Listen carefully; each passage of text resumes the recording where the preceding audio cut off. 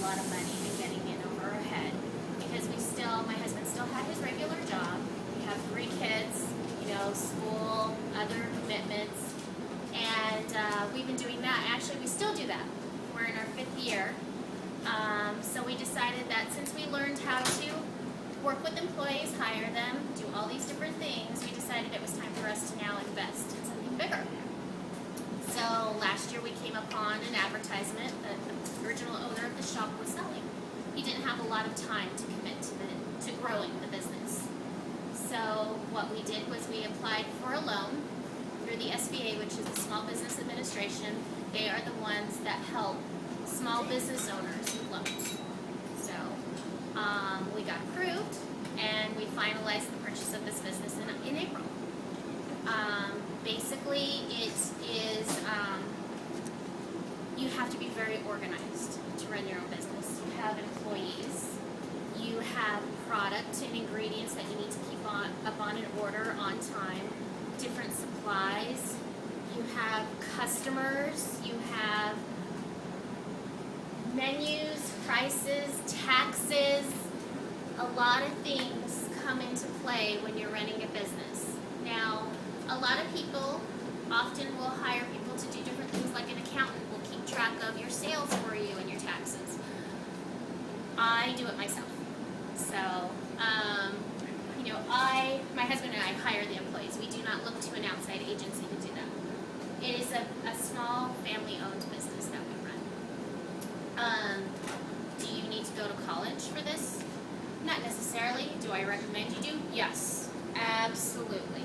Because there are so many things in college that you learn that help you later on in life, as far as being organized, multitasking, working hard, respecting others' differences and what you share in common, and just overall, it gives you a sense of accomplishment to know that I can go on and accomplish something else.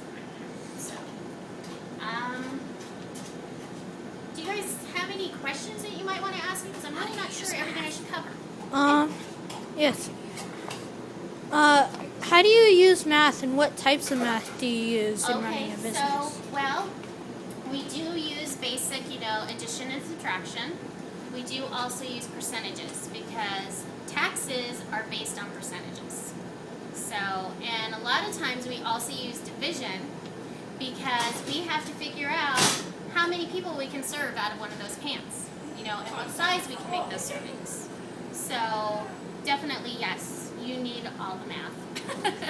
So yes, we do have computers and calculators that help us, but often, like with my other concession business, I do not use a computer or a calculator for that one. So I'm doing a lot of that very simple math quickly in my head. So just because, it just simplifies things. So. Okay. And can you give us a resume of how to apply so that we know how to apply for a job? Want a job application? Yeah. Okay. I don't have any available right now, but what I can do is if somebody wants to write down their name and address for me, I can mail out, copies of them if that's okay. So Okay. let me go get a pen and a piece of paper. I'll do that. Here, just keep videoing. Gelato and stuff. No, look, I already got. So, Lane, I got like 16 pictures of all the flavors combined. There you go. So name and address? Name and address. Okay.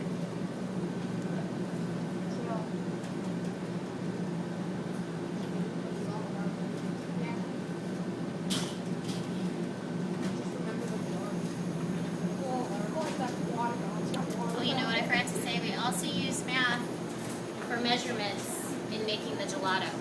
Everything has to be, all the ingredients have to be measured precisely.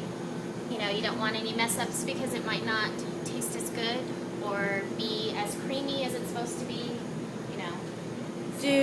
During the wintertime, do you sell anything else? Since this is going to be our first winter, we are going to look into selling something else, possibly sandwiches, soups.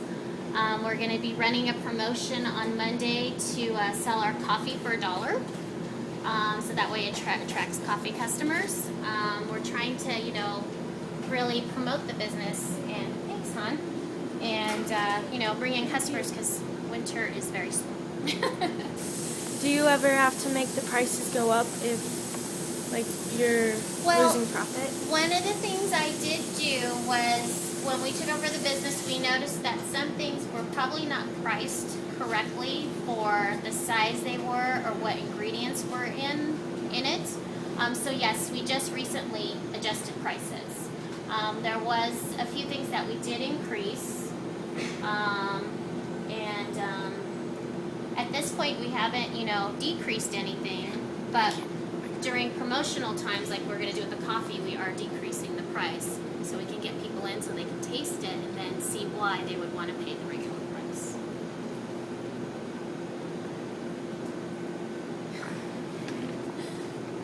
Do you guys have any more questions?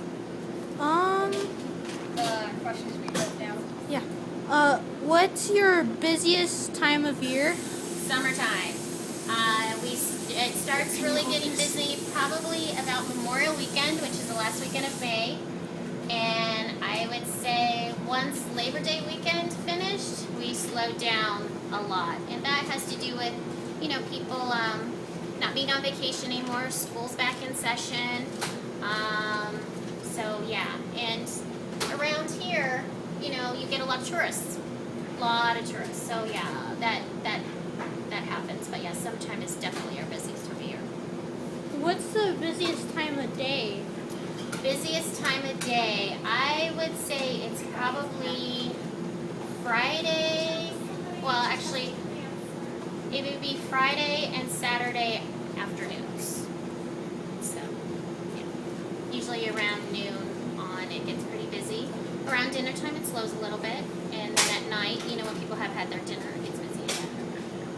So, on any time there is a Bronco game, Rockies game, they like to come downtown before, and any kind of events going on around downtown, we get them.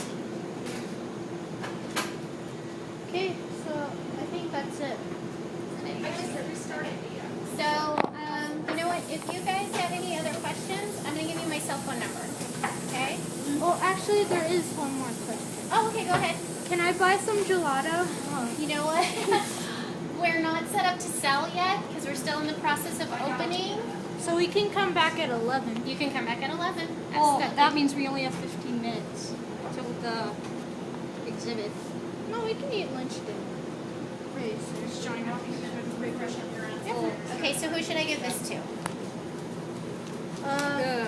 Me. Oh, I have a new contact. You're the leader. There you go. Wait, So so that way if you think of something later on you want to ask me, feel free to call me.